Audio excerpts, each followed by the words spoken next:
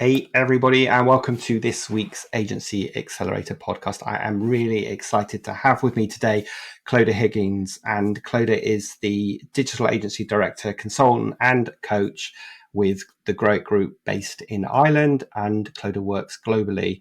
And like me, we probably count it up. We've probably both worked with over 1,000 agencies collectively around the world, helping them in areas of sales and marketing and scaling and growth so that they can deliver exceptional results for their clients. And today, Clodagh is joining me to discuss the very hot topic of AI and particularly how that is going to impact agencies and how it means that agencies will evolve their offer. And also, we want to talk about the importance of agencies embracing this rather than avoiding it. Accelerate your agency's profitable growth with tools, tips, and value-added interviews with your host, agency owner and coach, Rob de Costa.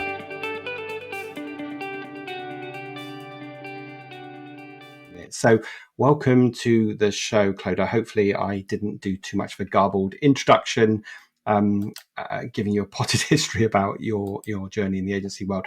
But let's kick this off by having a broad conversation around how you see the agency world right now when we're in a time that's pretty challenging of high inflations and clients cutbacks and all the rest of it. Yeah. Thank you, Rob. No, you did a great job. And it's great to make this happen because we've been planning it for a while. Like broadly out there, the impact of AI, I can remember the same thing happening about 2008 when business pages came online with Facebook. And I was in the digital agency marketing world at that time. And I remember a lot of companies were like, we don't need a website anymore. We've got this Facebook thing we can do. We don't need this. And it was a huge distraction. It was huge where companies thought that they didn't need strategy. They didn't need expertise. They didn't need a direction. They could just whack up a Facebook page and throw a bit of content on it. And I'm having all that same feeling again with AI and companies, taking it on, kind of looking at something like ChatGPT, which is now in the mainstream, and questioning agencies going, sure, I don't need you to do our blogs, or sure, we can do that in-house now. And I feel what's happening is there's just this distraction going on where, like a kid in a candy store, they're going to overdose on ChatGPT. Companies will go, we'll do our blogs, we'll do our social media posts, make a real overdose on it and get the sugar high, make a mess, something will go wrong, and they'll be back over to the agencies again. So there's two things an agency can do right now is basically let them and say, come back when you're ready, when you've made a mess, or you get in there and you guide them. And I think a lot of agencies right now, what they're seeing is, we know 44% of companies, I think it was the latest HubSpot stat, saying that they're going to bring their marketing in-house over the next, year, 2 years. Combine that with ChatGPT. What the feeling is out there is so many agencies are hearing reports of, we're going to cut our marketing budget. We can't do that this year. We're going to bring that in-house. And the agency that sits there and instead of going, I'll see you later, they go, let us help you. We are navigating this AI world together. There's 100 new applications coming out every day. This is not something you can ignore, but I think get in there with your clients and not ignore it. Write about it, start blogging about it, how to navigate it, talk about the benefits of it, talk about what to be wary of, but to not acknowledge the years of expertise that we have. It's not taking over humans, not yet, Yeah. But the agencies that I'm seeing right now, like overall, the ones that are kind of grabbing it and going, let us help you bring your marketing in-house. Let us help you navigate this AI world together. We will help you. It could take a year for an agency to hand over everything back in-house, but you can be paid for that transition. You can do, you can do training, and we have the expertise. We know the difference when copy has been written, things have been created by AI, and we have the expertise to go, that's not the right format, or that doesn't make sense. It still needs human expertise. Yeah, and it's very interesting that I don't know about your experience, but I'm seeing, like internally in agencies, I'm seeing two things at the moment. I'm seeing those agencies that are experimenting with it and looking at how they can use it to create more capacity in their business because people can do more, or Mm. elevate their roles, versus those people who are very precious about their job. I was sitting with a client a while ago, and there was a couple of senior copywriters in the meeting, and they were like, no, AI is never going to replace us and we don't want to use it. And I'm like, well, it's not, no one's saying it's going to replace you, but you're also making a big mistake if you ignore it and you try to say, we're not going to embrace it. I don't know if you heard that thunder. Oh, is that? Oh my God. So That is was my son lightning. for lunch? That flash was lightning. I was going, oh, don't this it. Wow, wow. Yeah, definitely. Okay, so again, like I said, I feel like I'm showing my age now. I've been so long in this. I remember everyone going, "Oh, I don't need to be on that LinkedIn in 2008. Oh, no, that Facebook is for the young ones." Like I heard all of this. I've heard all of this. Oh no, we don't need to be using social media. 2008, right? We're back here again. It is going to be used. Like I'm super excited about it. I feel like it's got out the door too early, but it's out now, and it's up to us to grab it. Not ignore it, not let it get into it. It will fall into the wrong hands, but if we start using it and start teaching it positive messages, and we start to use it as a tool. Like I personally, in my own life, I kind of feel it's going to do a lot of really boring admin stuff that I can't stand in the future, like having a personal assistant without having a person. Like that's the part I'm excited. Things like tax returns and freaking admin-y, paperworky things that I just have no interest in. I'm looking forward to those. But when it comes to, anyone right now if they start saying, I don't need to use this AI, we won't be using it. Oh, no, we'll stay away from that. It is as equal as in 2008 saying, I don't need social media. Where are we Well, now? it's sort of even worse, isn't it? Because not only will they not be embracing it in their agencies, but as you just said earlier, they're going to have clients who are going to say, "No, we're pulling our marketing in house because we've got these AI tools." And if you're not on top of it, then you won't be able to, stay aligned with them to help them make that transition, or actually explain to them that that isn't the right transition. Yeah. Or Have how you? to create that strategy. Just while I remember as well, he's a friend of mine, Martin Broadhurst. You probably know him. He's a UK guy. I'll send you the link after the show. And he has a fantastic newsletter. He's been dabbling in this AI. Like we've been talking about this with PR 2020. 5 years ago, Paul Raitzer, 8 years ago, he got into this. 5 years ago, he started using AI in his own agency. There's tools that are there. It's just now it's mainstream. But there's people out there, we know about this, and we have used these tools. So Martin has a great newsletter for agencies, or just general, and he just breaks down various different parts of AI. But I've been like, this is a long time coming. It's not like, oh, surprise. It's not. Now the surprise is the clients didn't know about it. But now we can say, actually, that's, great. I'm delighted you found that tool. Let me show you how to use it properly. Yeah. Well, Let me can I show you how it sits inside in your overall strategy. can I just show my age for a minute? Because I think a lot of listeners won't know this, but I actually did a computer science degree, and my first job was at IBM, and I hated it because I didn't like working in a big organization. And then I left, and I got a job with a company called AI International, and this was back in the 90s, and we were working on AI tools then on expert systems and object orientation, and that was a long time ago. And it feels like only now we're actually starting to see the benefits of what the promise was back then, where we talked about how expert systems were going to replace doctors and all that stuff, which never materialized, but potentially now could become sort of the front line of that stuff. How do you feel like agencies should be embracing it internally in their business? What should they be doing, and how should it be changing people's roles and being integrated into their agency?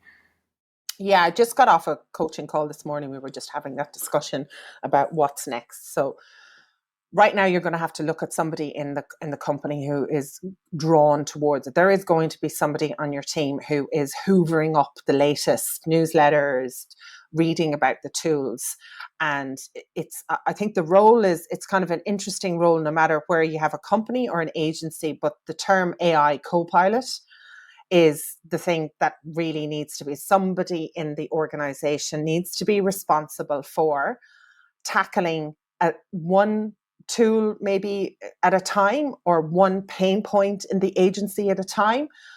Reading there's plenty of like newsletters, like Martin's is a great one, but there's another one, too long to can't read or whatever. There's summaries of them, and looking at what are the bottlenecks in our agency, what are the challenges, and getting that person to write about them. Because if you don't claim it now and start writing about AI, we're not afraid of it, it's not under the rug, we're not worried about it. Hey, check out this tool, this is how you would use it. Contact us if you want to know how we'll fit it into your strategy. You just got to jump out on it. So step one would be, I know that this will be a full-time role in the future, but right now, maybe one day a week, you've got an account manager on your team who's really strong in this. They've just got a mad passion for it.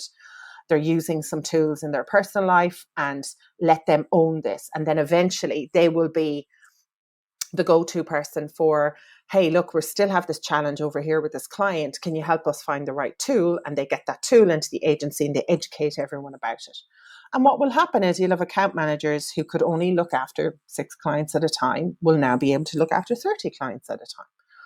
We're not going to get rid of people, but we're going to make them much more expertise, driven kind of individuals. They were using their brain. They can have more time to do more fun things and be creative. Maybe even, God, read a book during, the week. That's going to educate them more. So like that's how I see it. But right now you got to find like an advocate or somebody in the team that is showing signs that would own it. Don't even dream of taking it on as a agency owner. I'm well known for telling agency owners to stay in their box. You can be Yeah. interested in it, but you can't have multiple jobs in the agency, especially as you get on. You probably say the same, Rob. Yeah, and yeah, exactly. And it can become a huge side distraction from the things that only the agency owner can be doing, which is driving business forward. Yeah. So using it, nothing. What you don't want is a lunch and learn on a Friday about, oh, look at all these great tools that have absolutely nothing to do with the agency. You give that person 3 challenges going, look, we have this challenge, this is what our clients are facing, this is what our agency is facing. And you get that person to go off and do a bit of research, maybe do a presentation, lunch and learn. Okay, yeah, that's the one for us, let's go. And they're the project manager for implementing it. And then get them to blog about it. Just write or do a YouTube video about it. Whatever you are fixing inside, tell everyone about it. Because right now, I know companies are off high as kites on ChatGPT, full of sugar. And they're going to come back to you. But they Yeah. can't come back to you if you're not talking about AI. If you're hiding from it, they'll go, we can't go back to them because they don't want to do this. So you better start now. That's what I'd love to know. What do you think, Rob? Like what? Well, I really like what you just said, and it's exactly what I would say, that the AI tools are not going to replace anyone. They're just going to elevate everybody's role, and they're going to give us more capacity. As you said, someone who was looking after 10 clients or 8 clients can now look after double the amount, because that whole lower part of their job, or the research part of their job, can now be done by this virtual assistant, which is exactly what I think. And that's what I tell people. And when like this senior copywriter was saying, no, we're not going to use it because it's never going to be as creative as ours, I'm like, yeah, you're absolutely right. It never will be. But you need to be the smart person asking the right questions to get it to give you the right output. It's, Yeah. ask a bad question, you're going to get a bad output. So I completely agree with you. And because I'm a bit of a techie nerd, I'm that actually advocate for my own business.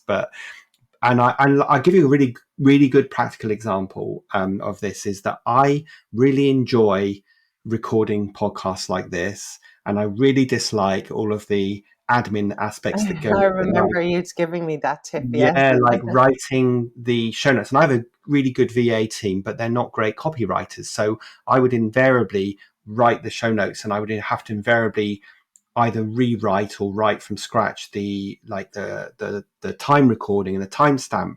Well, now I'm using a tool that just takes the audio and does all of that for me. So it's taken a 2 hour job and it's cut it down to 10 or 15 minutes. So I think there's a really great practical example. You still have to go and proofread it. You still have to edit it. But it takes me, as I say to people, if you were going from 0 to 100% to get something done, now you probably can start at 30% to 100% because the 0 to 30 can be done by some AI tools. And that's how I think we should be looking at it, which kind of aligns with what you said as well. Yeah, 100%. And what I don't want to see people doing then is right going, I don't want to go back to a Gary V hustle kind of grind, work 40 freaking hours a day, like kind of vibe here going, oh, it's great. We could be more productive.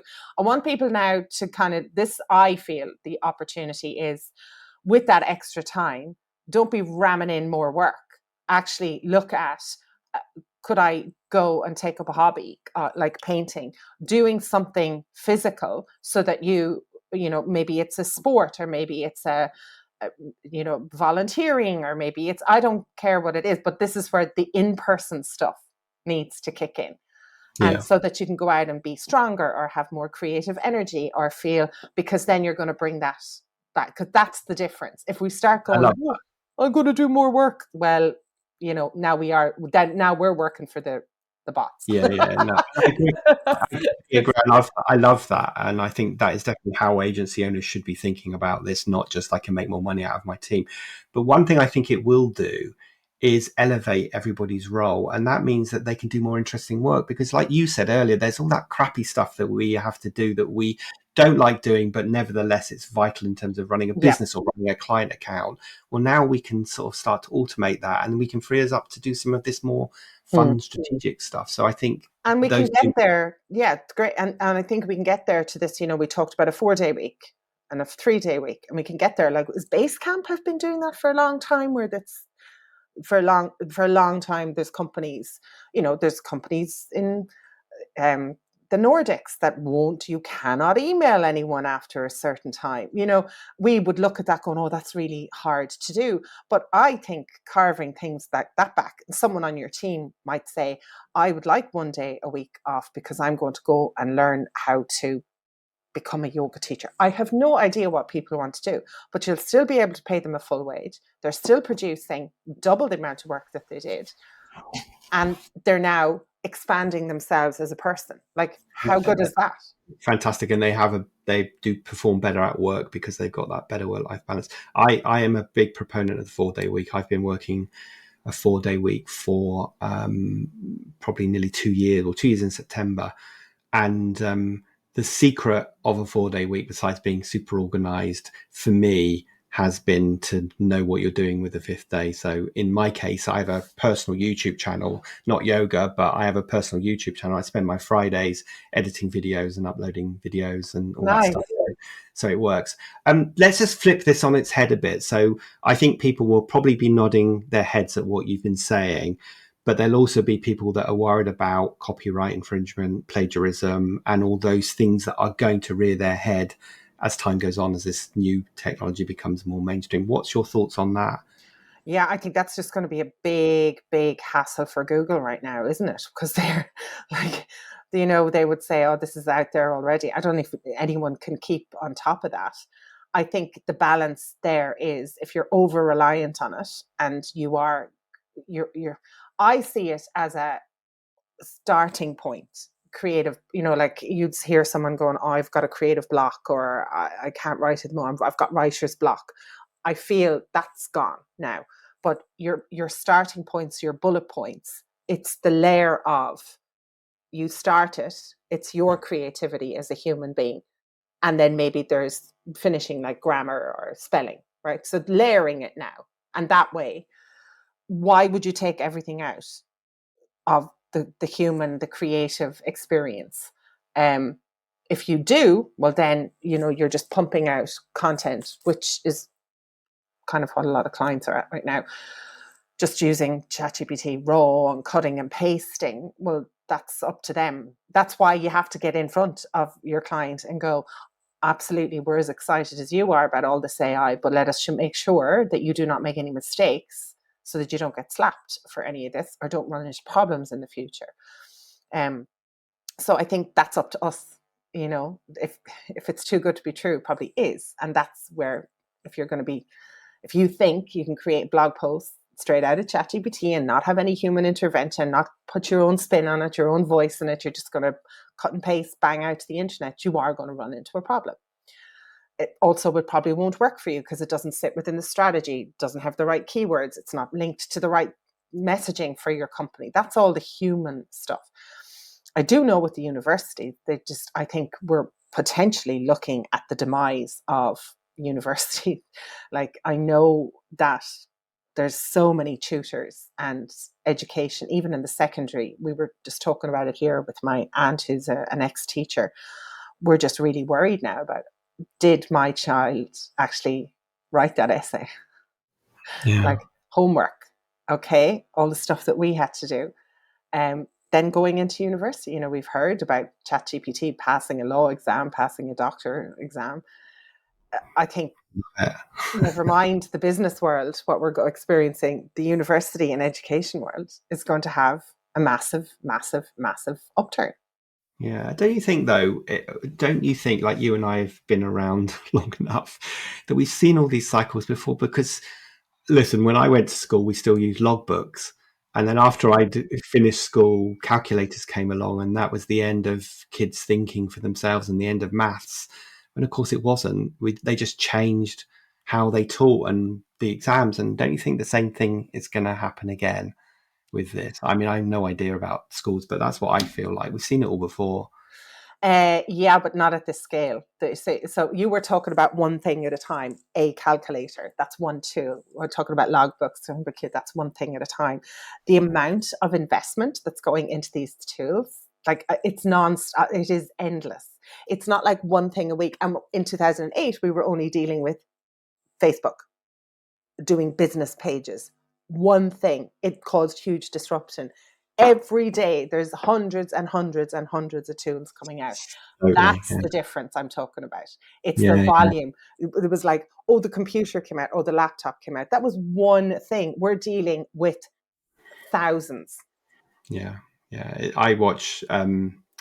I follow a number of people on YouTube who are talking about this, and when they publish a video today, by tomorrow it's completely out of date because something else has come along. So I totally get that. I feel like one of the things that agencies are going to need to do is create some ground rules and some ways for their team to use it, because anyone who thinks they can type in, write me a press release on this topic, including this quote, and then take that verbatim and send it to the client is going to be they are going to do themselves out of a job. They are going to be the ones that are enforcing to the client that the client can do it themselves. And so, as you Yeah, said, they should never be doing that. So I feel like agencies need to create some ground rules. exactly right. Yeah, and I think, from a starting point, it's not like you have to start from scratch. Like I said, Paul Raitzer has figured all of this out a very long time ago. I remember being at an inbound talk he did at least 5 years ago.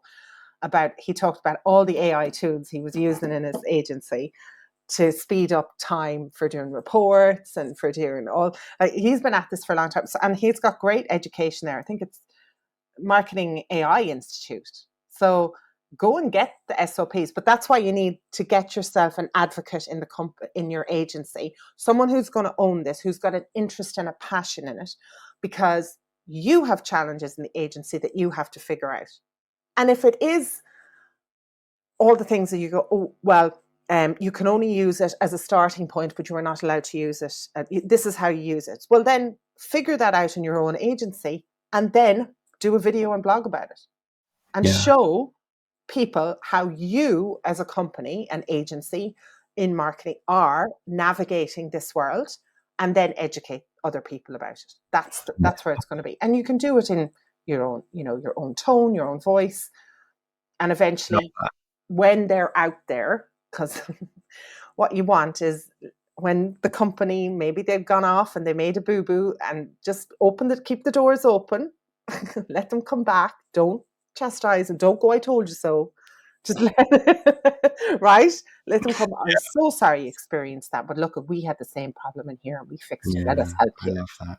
I feel like agencies, I really like the idea of working it out and then sharing what their experience is, the good, the bad, and the ugly with the world, because I think it means they can be on the leading edge of this rather than on the chasing edge of it. So let And me do just it and do it now today, Rob. Like I wouldn't even be going, oh, we'll do it after the summer, like on it now. And you probably could give somebody in your team this opportunity for them to, they might be going, oh, brilliant, let me add it. And then, maybe they're doing it an hour a day, 2 hours a day and building up. And it will generate business for you. yeah, it's good. It's good advice for me to hear from you, really, because I've been very reticent about talking about AI because I'm no expert. But I did record a podcast a few weeks back on this topic, and obviously you and I are talking now. And as I was saying to Clodagh before we jumped on the call, that my group coaching program, the members in there were asking about this as well. So it's obviously on top of everyone's mind, and there's no real experts, but there's just a lot of people having some experience. And so let's share those experiences. Now, if I could, Didn't we all do that when Facebook business pages came out? I remember, there was one instant where we were in the digital world, so I was using the tools, and then I remember somebody in the team that I was working in Sydney at the time, and apparently one of the newspapers came along and they couldn't figure out this Facebook thing. One of my friends charged 15 grand to set up a Facebook page. oh my God. I'm sure there wasn't even half the amount of YouTube videos that there are now. So we have been doing this all along. Do we know everything about AI? No, but we know more about the marketing and how it would fit in. And we are the type of personalities who are not afraid to try something. It doesn't mean we're posting anything. We're just figuring it out and we're downloading it and we're having a little play. That's our role. We're the whisperers, we're the brave ones. We're not ones that shouldn't be shying away from it. We're the ones who can handle this because we've seen it all before, like you said. Yeah. Let me just put you on the spot. And this is probably a really tough one, but if you had a crystal ball and you could look a few years in the future, may not even be a year, maybe, I don't know, how do you think this is all going to play out? I mean, the optimistic side of me, well, there's kind of two. There's one side which is if something really bad happens, I think it has the potential to make an absolute pig's mess the elections next year in America, which somebody pointed that out to me going, oh, if something terrible happens with it, there'll be such an attempt to clamp down on it, but it'll be like playing whack-a-mole. You can't now. That's the kind of, I don't want to think too much about that, but that's the only thing that could stop the alternative, which I actually believe it's going to do a lot of admin. It's a new world on earth, right? All the things that we don't want to do, all the little crappy jobs. Elon soon will probably make an AI robot to clean my house. I'll be signing up for that, I can tell you. I do believe that we are going to be working less. I think we're going to have more time for creativity. I think, wasn't there a time, I don't know enough about Greek mythology or anything, but, that time of the writers, the Renaissance. Yeah, that's on. And I know it sounds hilarious, but I do feel the 9 to 5 is outdated. We were all going and commuting and going to an office. Sure, we're not doing that anymore. We're working. I think we're going to work less. We're going to produce more. It's going to be more valuable. And then there's going to be more time for arts, creativity, health, wellness, like all the tech that's coming into the medical. We're going to live longer. We're going to have healthier bodies and minds, and maybe get back to a bit of basics like growing our own food and thinking about what we're eating and drinking in our own bodies. I think it's this technology is going to provide the things that we actually need to be doing. We don't need to have as much childcare anymore because we're not working as much, so parents can spend more time with the children that are growing into this. So I think was the guy Bidstone. He said about himself that he was hallucinogenically optimistic. is how he looked at life, and I can be like that sometimes. I'm aware there's darkness over here, but I'm pumped for it. I'm looking forward to it. And I guess that darkness has always been there and will Yeah. continue to be there. I feel like maybe a good analogy or comparison would be the Industrial Revolution, because obviously when that all happened, there was probably you can imagine lots of people saying there's going to be loads of people out of work, and all these machines are now doing the things that humans did. Well, it just changed what humans did, right? And I think that's the same thing. And I hope that you're right, that it will give us more freedom and not just make people work harder and harder.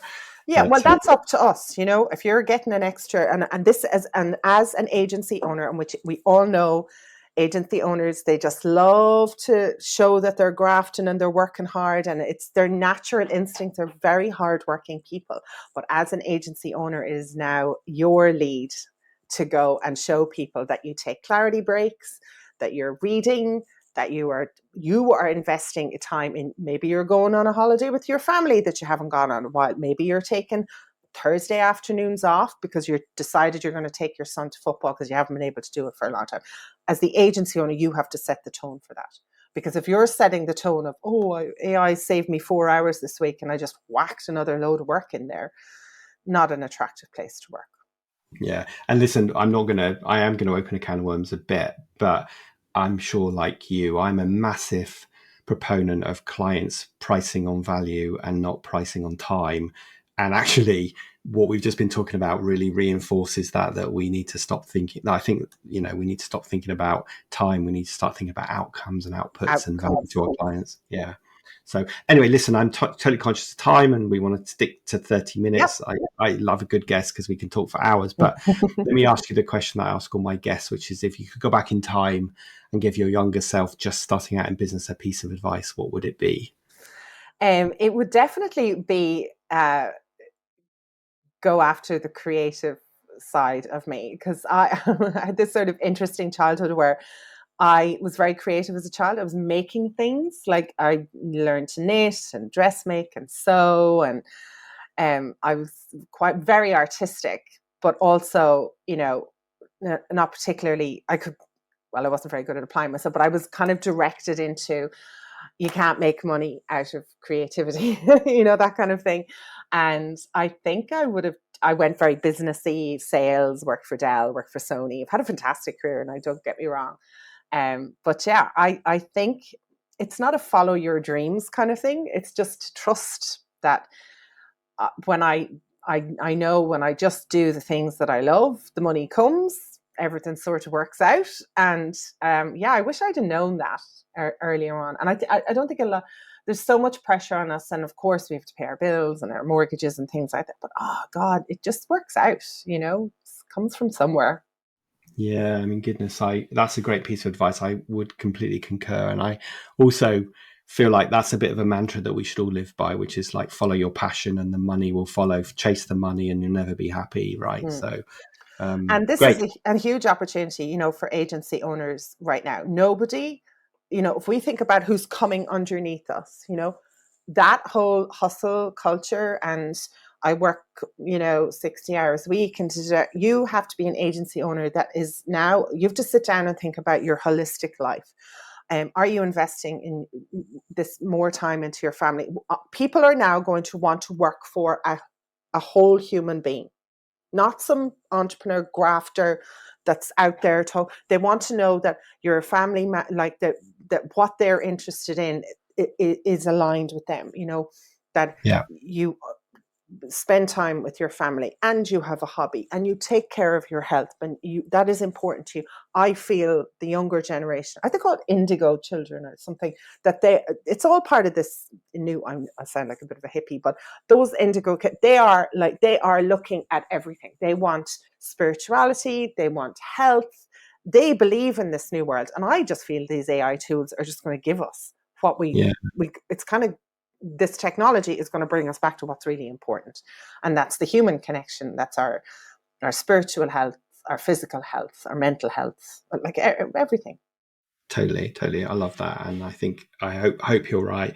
Now, Clodagh, if people wanted to find out more about you, where would the best place for them to go Oh be? God, I have been really bad at creating any content. I sold my podcast.